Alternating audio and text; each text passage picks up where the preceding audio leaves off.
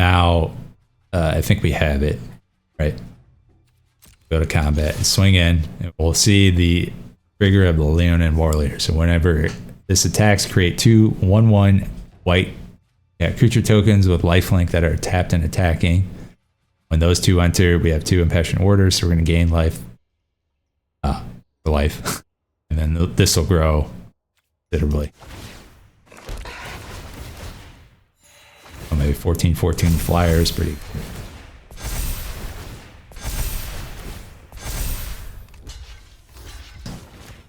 So it doesn't die. And that is that.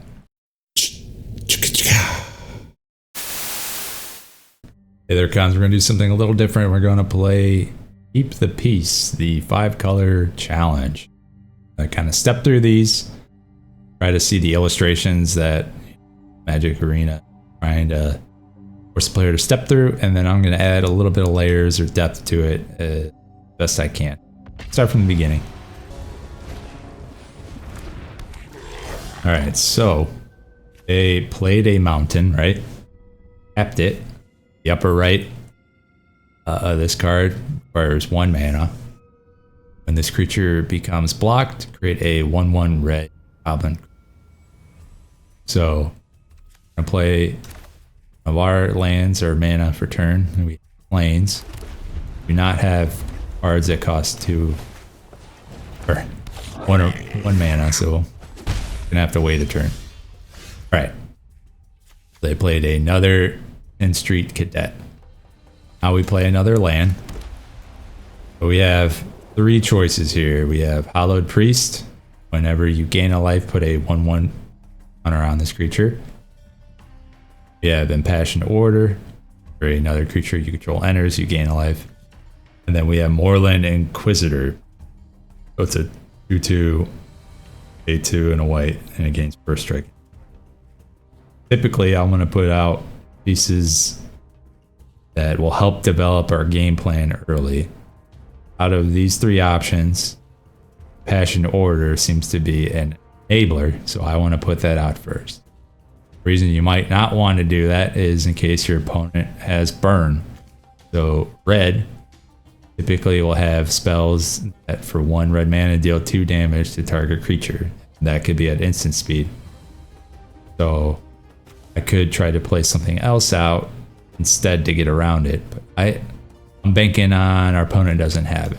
I'll play this out. Hopefully it survives the burn effect. We didn't see one. Now they played out Raid Bombardment, so this is an enchantment. For a creature you control with power 2 or less attacks, this enchantment deals 1 damage to that player or planeswalker that creature is attacking. So it's a very offensive card, so that's gonna into their game plan to be aggressive and attack in with a lot of creatures. Alright, so now it's our turn. We're gonna play our land for... So here's some synergies that are built in. We have our enabler. Now we might consider playing payoffs, and so one of our payoffs are the Hallowed Priest. Whenever you gain life, put a +1/+1 counter on it. So whenever another creature you control enters, you gain a life. So let's see how this works. Cast this card, what happens? Gain a life, grows by +1/+1. Now, our opponent has 2 1/1s. So we're looking at our 2 power and 2 toughness creature. Do we want to attack in? No, because they can choose to block with both of these. Do 2 points of damage, and we would do 2 points of damage, and it would be a trade. So I'm not going to even offer that because our opponent is the one who chooses whether to block and how to block. Just pass. Okay, this is a 2/3. A lot of flavor text. So flavor text is just thematic. It has nothing to do with the card. All right, now we have our hand. We have another Impassioned Order. So I typically lean in. I want to put out more enablers, or I put out more payoff. So yeah, I'll do that as I'll play another Impassioned Order. So that's our enabler. So the order matters. Every time a creature enters, we gain life. Now, if we play a creature, we're going to have 2 triggered effects because we have 2 orders. So when this gets cast, we'll gain 2 life. Both our Hollow Priests will get 2 +1/+1 counters. Now, our opponent has 1, 2, 3, 4 power, and 5 toughness. So this 5/5 can attack in with the information currently on the battlefield. Now, there is a risk to that because our opponent could have instant combat throw one of their creatures. I think we're well positioned. Can't say I don't even have that. We'll attack in with our 5/5 because our opponent doesn't really have favorable blocks.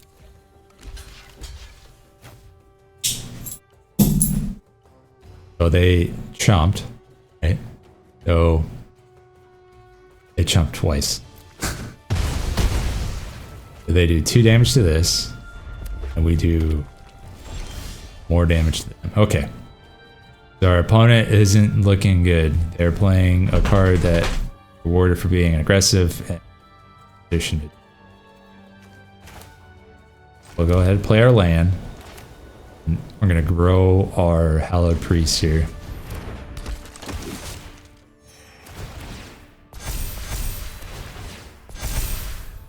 So we can attack in with our 7, 7, and 5/5. They get in. Now we'll just pass the turn. Don't attack in with our 2/2s because this 2/3 would kill it. We do have a creature with haste, so it can attack as though it didn't have summoning sickness.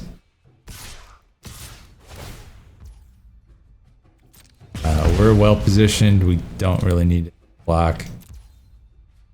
We'll take 6 points of damage, go to 18.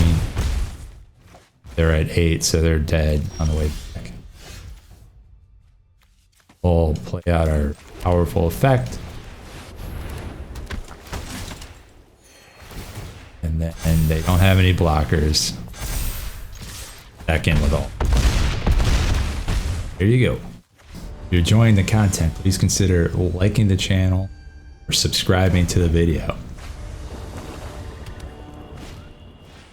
Alright.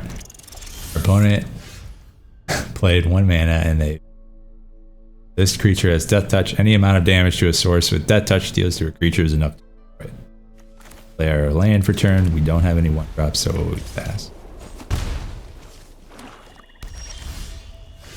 We're looking to play out our enablers, so we play the Impassioned. 2/2 whenever creature you control enters, you gain a life.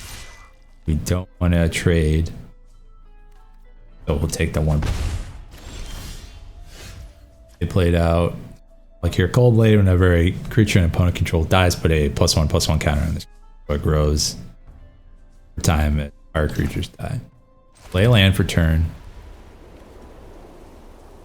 And this line of play, we're gonna try to get some blockers. So there's one line of play is to play out the second Impassioned Order to get as much value as we can of gaining as much life as we can as we control enter. Or the other line is to play the Hallowed Priest. So when we gain life, we put a +1/+1 counter on it. So we can start growing that as soon as we. I tend to lean towards value. I'll play out the other order.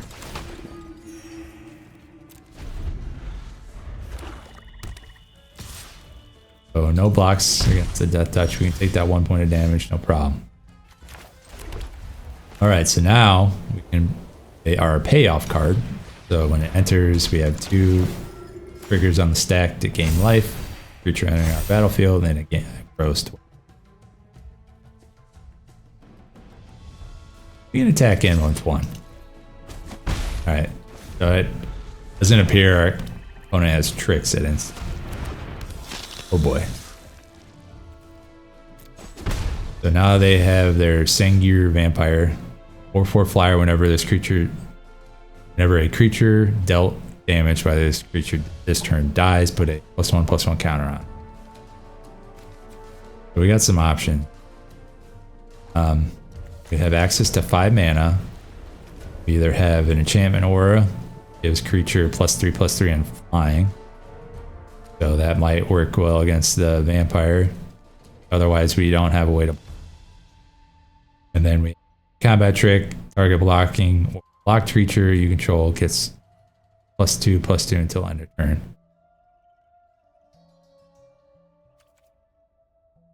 But we can attack in and use this as a trick. So let's do that. They choose to block with their vampire. Now this is eligible. Target blocking or blocked creature gets +2/+2 until end of turn. Target our Hallowed Priest. It grows to a 5/5. We do 5 points to their 4 toughness. They do 4 points to our 5 toughness. So we killed their vampire. So that's a combat trick there, right? So now, trying to get the most value. So typically, the more mana you can spend, the more value you're going to get. So either you can choose a 5-drop or a 2-drop. I'll choose a 5-drop. Our biggin. Attack in. Attack in. Well, we could attack in more, but it's a middle of the road play. We don't have to be too aggressive. So they have another send you. No blocks. Alright. So more advanced line of play is don't play anything out of your hand until your second main phase. So stop on your upkeep. So upkeep is before your draw step. That is typically when you clean up. So you untap your creatures, other cards. Main phase, that's when you can cast creatures or sorceries for the first time. You go to combat. Combat is move to declare attacks. Declared attacks, attack blocks, resolves, combat, and then it moves on to your second main creatures or sorceries again. And your end steps kind of clean up, so there'll be the end of your turn effects that get resolved or this turn. So oftentimes you want to consider what cards do you cast during your first main, which cards do you cast on your second main. I tend to do is 5 instants. I definitely want to attack in and then see how our opponent interacts with that, and then choose to cast our instants or not. And then if we don't do any of that, then we can cast some of these cards in second main. So I'll move to combat, declared attacks. Okay. Now with that information, I don't think they have a board wipe, which would be like destroy all creatures. So we'll just cast both of our cards from our hand. We could have got more points of damage in, but this is the middle of the road, more value over time kind of play, because they would have probably had a chump there. So. No blocks. We can take 6 points of damage down, or 5 points of damage, 16. Now, I think we have it, right? Go to combat and swing in, and we'll see the trigger of the Leonin Warrior. So whenever this attacks, create 2 1/1 white creature tokens with lifelink that are tapped and attacking. When those 2 enter, we have 2 impassioned orders, so we're going to gain life for life. And then this will grow considerably. Oh, maybe 14 flyers, pretty good.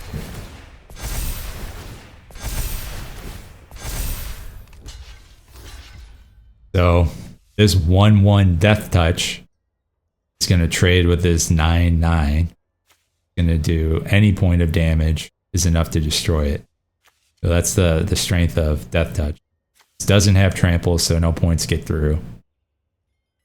These 1/1s will trade, so probably kill each other. Have 5, 4 life. We could throw this so it doesn't die.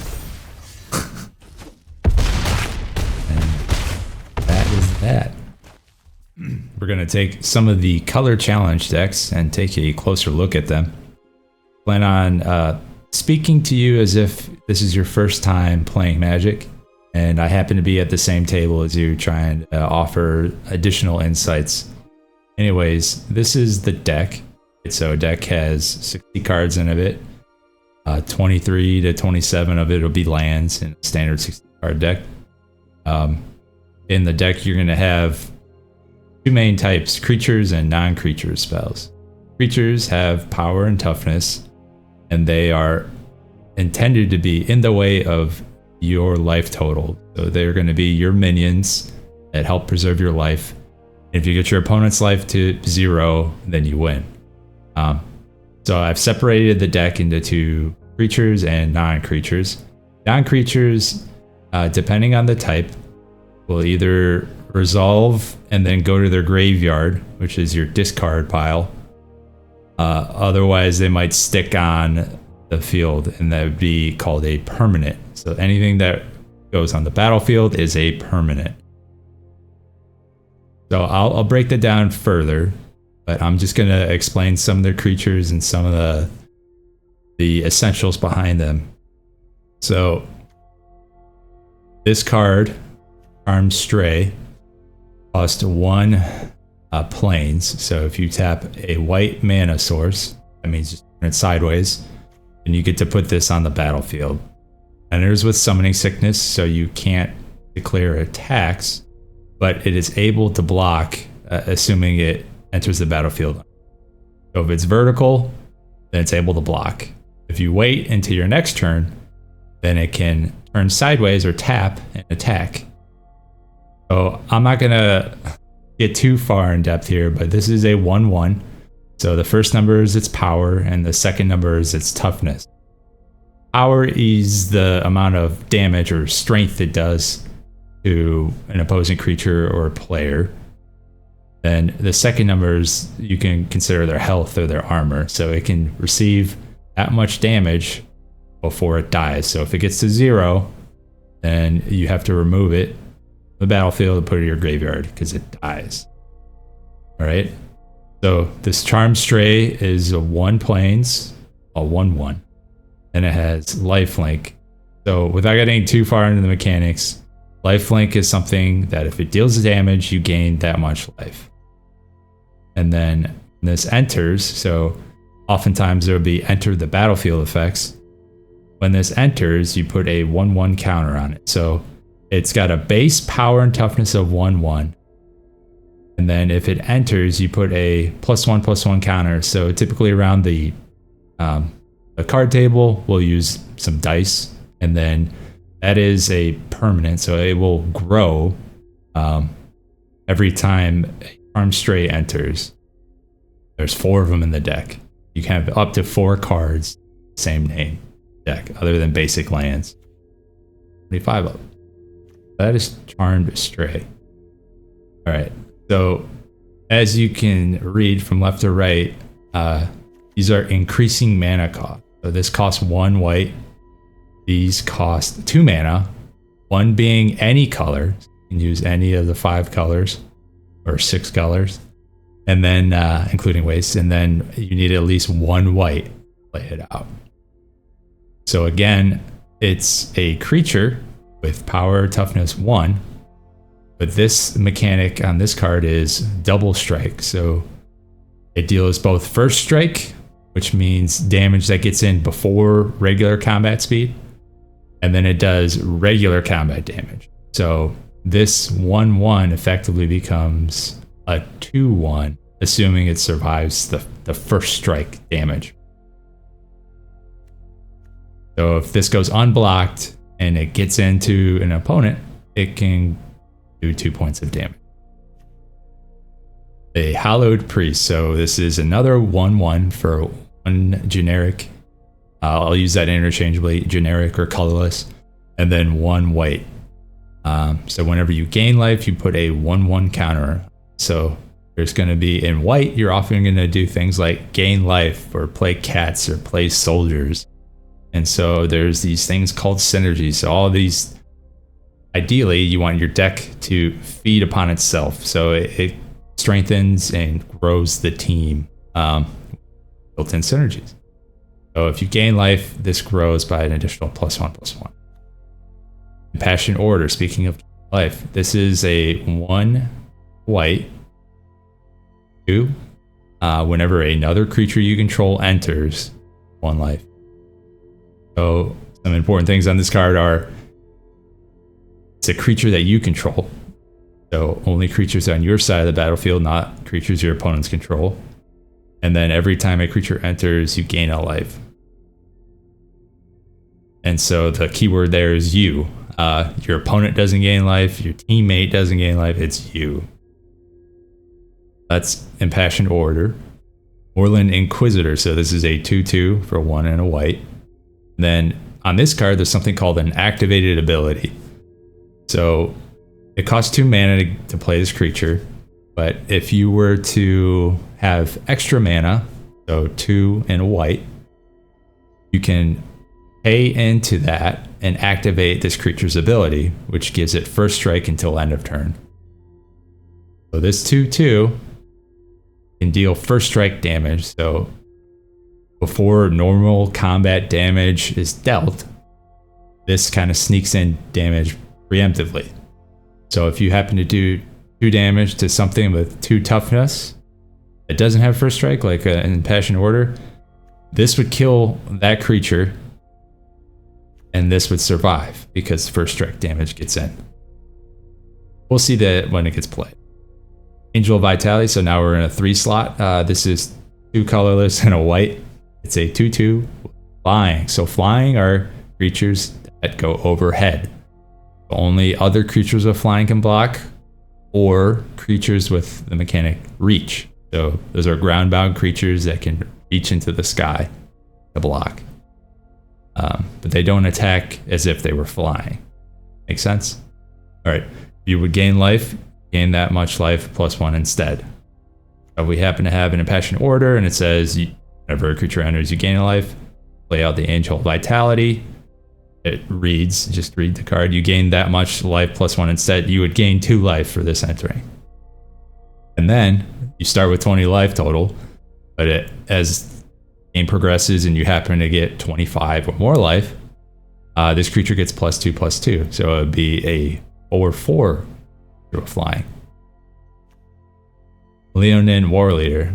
So if you notice some of the symbols in these cards, the right hand side, kind of middle of the card, that's the rarity. So this would be an uncommon. This would be an uncommon. This has this silver, kind of gray, a shiny gray. That means it's uncommon. And with the angel here. Then this is a rare card, so it's got gold as its rarity. So these typically will be a little bit more powerful effect. So this is a 2 white, 4/4. Whenever this creature attacks, create 2 1/1 white creature tokens with lifelink that are tapped and attacking. So tokens are permanents, but if they were to be returned to your hand, they would fizzle out. So they're not cards you own per se. Cards that you play from your deck are. So these creatures would be joining in combat as we declare combat, and we'll get into combat. And then as we get higher, there's stronger cards, but they're a little bit more expensive.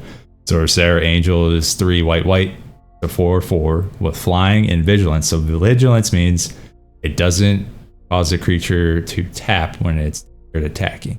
So it can attack and block. Spiritual Guardian, this is a 3/4 for 3 white. When it enters, you gain 4 life. So those are life gain synergies built into the deck. Angelic Guardian, 4 white, 6 mana in total. It's a flying 5/5.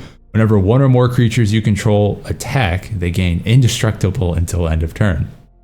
So indestructible is effects that say destroy. Don't destroy a permanent with indestructible. And if it's a creature, it can't be destroyed by damage. So if you are getting blocked by an opponent's creature and it deals 5 points of damage or whatever to this 5 toughness creature, that gets 0, right? But if it's indestructible, it does not die. So it remains on the battlefield. Inspiring Commander, 4 white. They 1/4 whenever another creature you control with power 2 or less enters, you gain 1 life and draw a card. So we have a lot of creatures that have 2 or less power. Every time they enter, you gain a life and draw a card, and the Inspiring Commander is on the battlefield. Then the Goring Ceratops is a 3/3 double strike, similar to the Fencing Ace, but it's just got a little bit more power and toughness.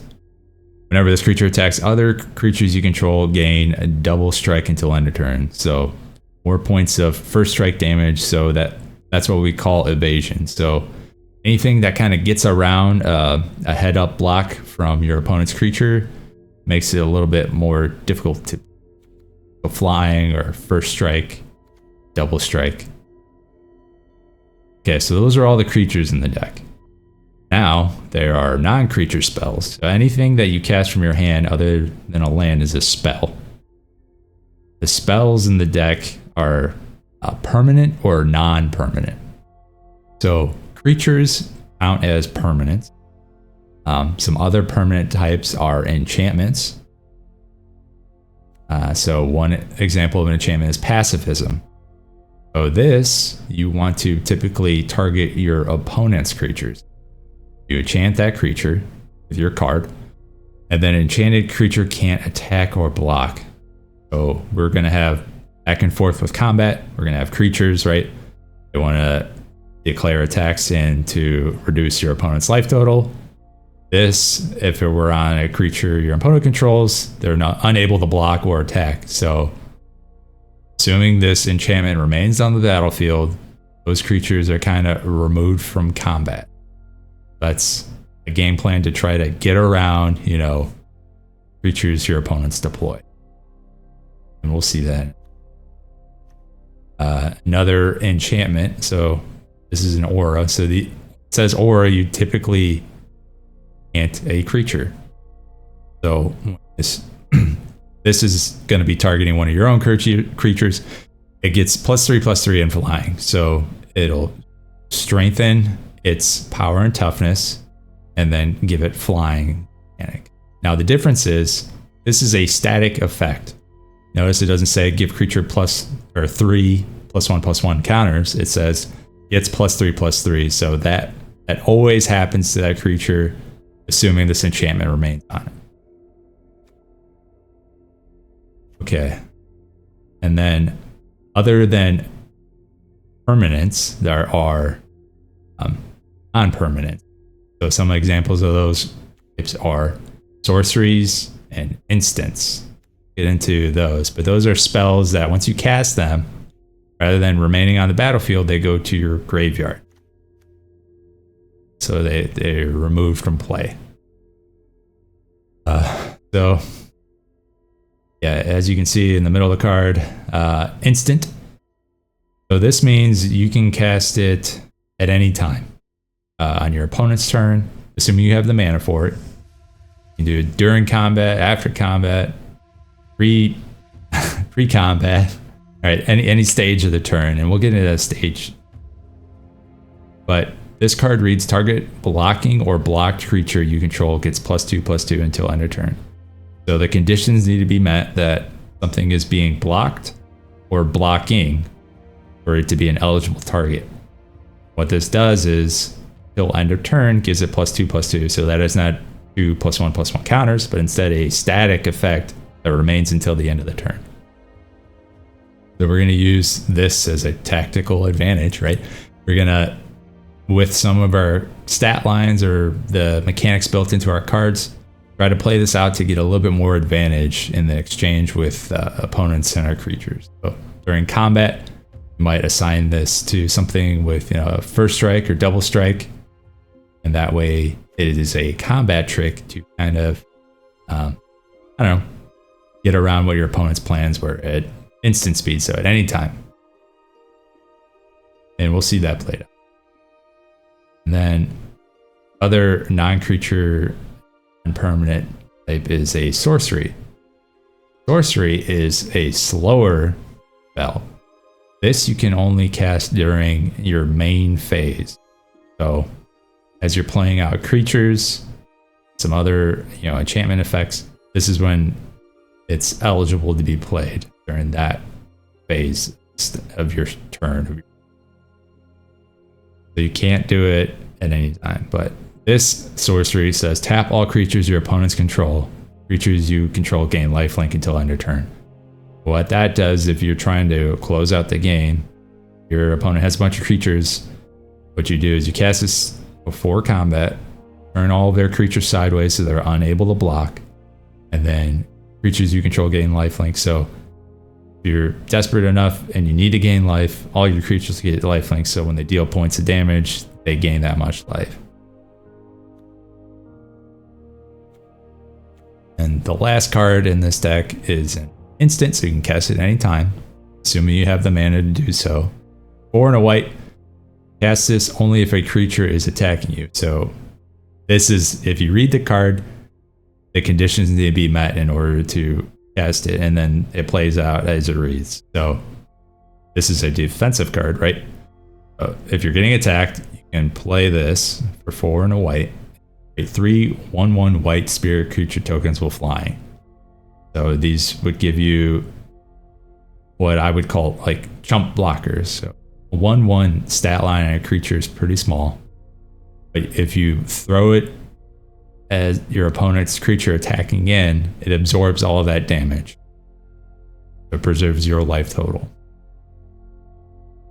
The creature has. Well, we'll get into that.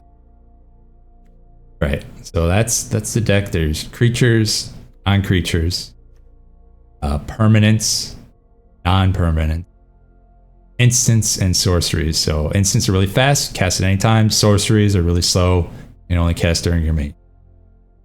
And then lands. Well, that's the gist of the breakdown of this simple starter deck, but hopefully that spells out a number of things for you. Blue, typically bounce effects, counter spells. They've got wizards, they've got illusions. They oftentimes have mill.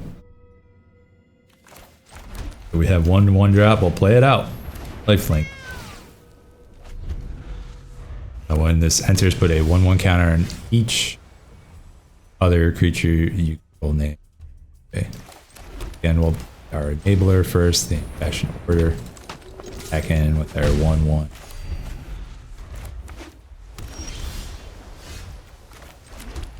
Play our payoff card. Gain life, put a 1 counter on it. Do that before combat, because this creature has lifelink. So when this deals damage, this will grow.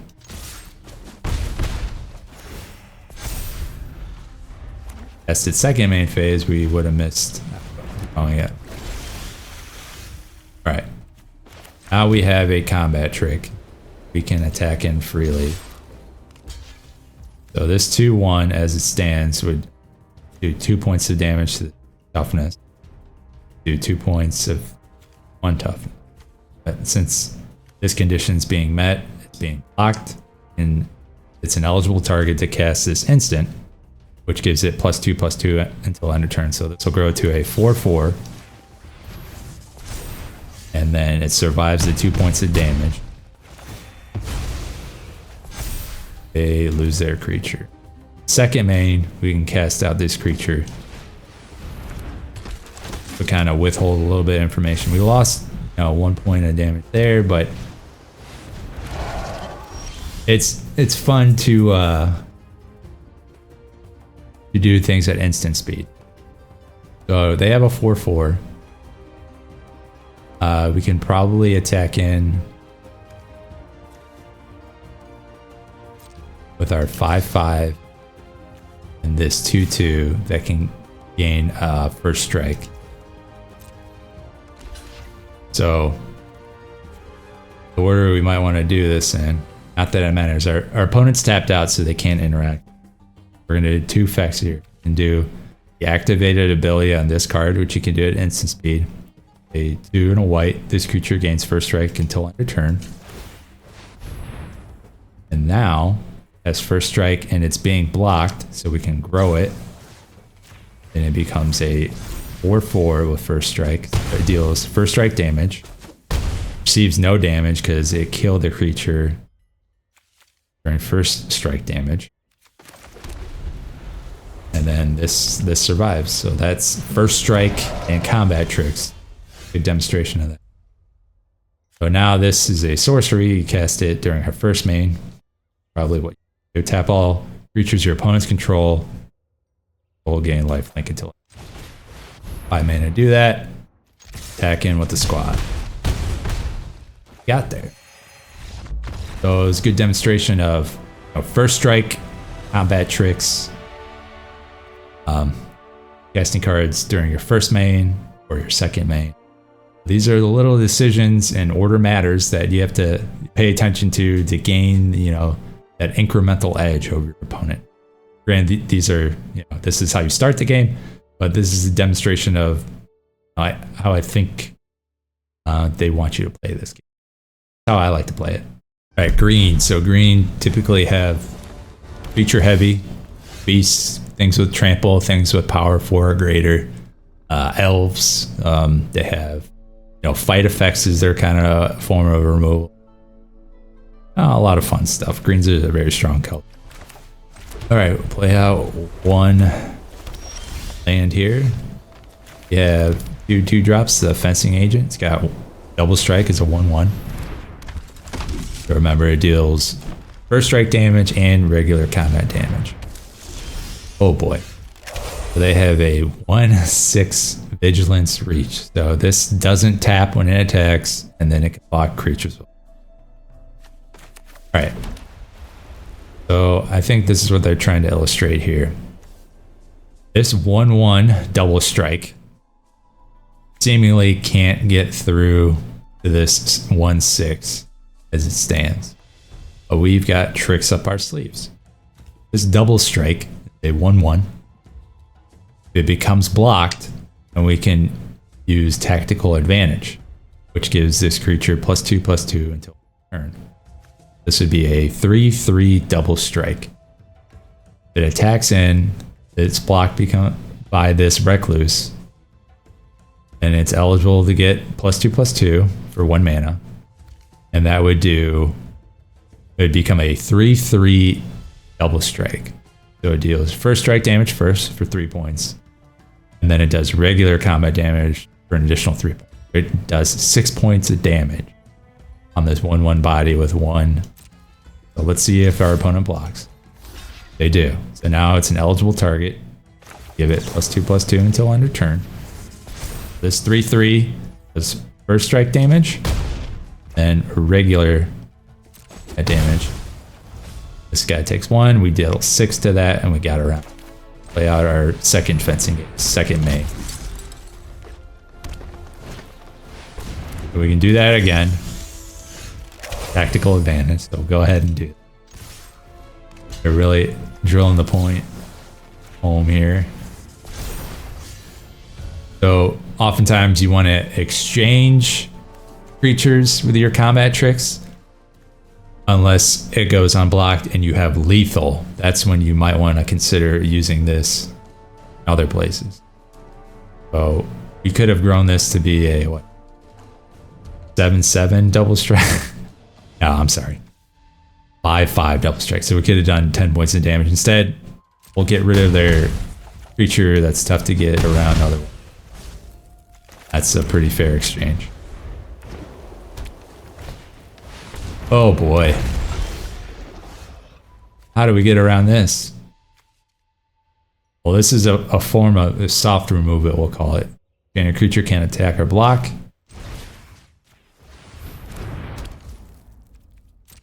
Now we can swing in freely.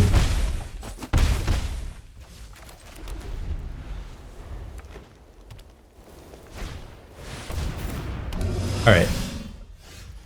So hexproof. Player or permanent with hexproof can't be the target of spells or abilities your opponents control. We cannot pacify this creature. We still can interact with it in combat. So this would be a 3/3 double strike, right? With this. Assigns 3 points of damage at first strike speed. And this is normal speed, so we killed the 5/3 hexproof that way.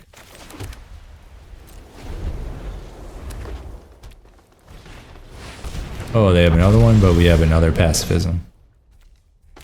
So to continue applying pressure, cast that to swing in for 4, or we can play the Sarah Angel and take a beat down.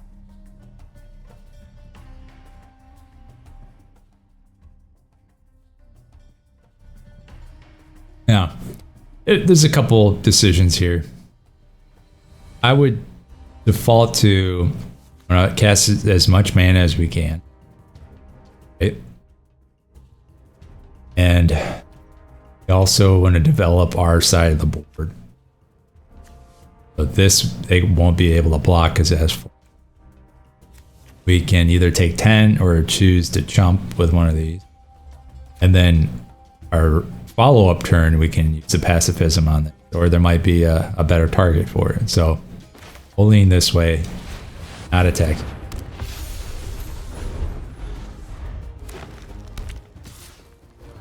So we do have 20 life. I don't think they have a spell that gives your +10/+10 trample. So we'll choose no block. All right. So yeah.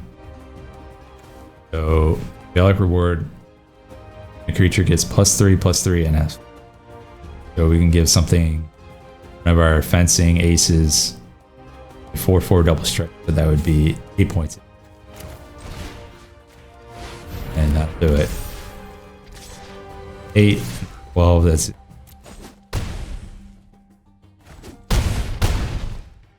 Yeah, so the 10/10 power and toughness stat line, although it could be scary, life total is a resource. Hey there, cons. Don't forget to like, comment, share, and subscribe. See you out there in the plane of Tarkir.